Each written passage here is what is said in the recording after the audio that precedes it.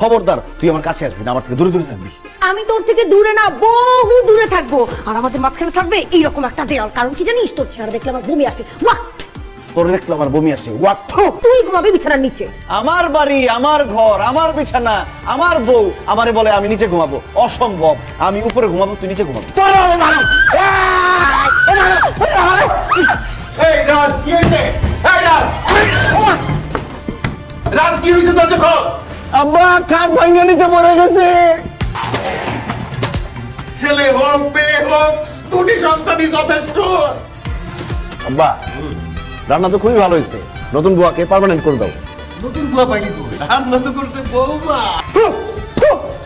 এই জন্যই তো জঘন্য খাবার। কেমন আছো তুমি? রাখেন আপনার জামাই বাবাজি, আপনি কোথায় আছেন? এক্ষুনি আমাদের বাসায় আসেন, ঝামেলা হয়ে গেছে।